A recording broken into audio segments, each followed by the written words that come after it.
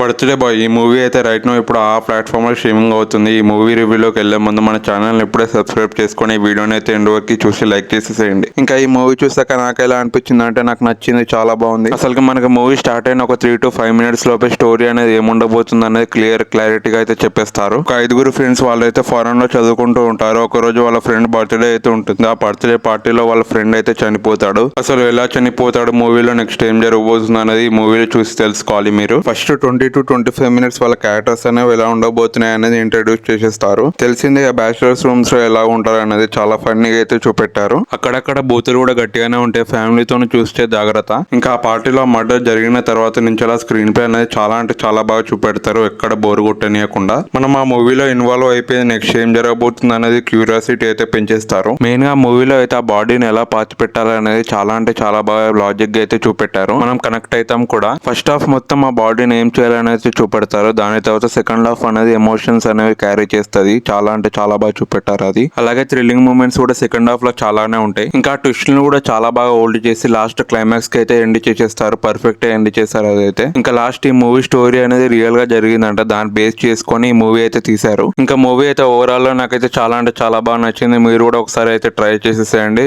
అక్కడక్కడ బూతులు ఉంటాయి కానీ ఇదైతే ఫ్యామిలీ వాచబుల్, మీ ఫ్యామిలీతో అయితే ఎంజాయ్ చేసేసేయండి. ఇంకా like and share and subscribe చేసేసుకోండి.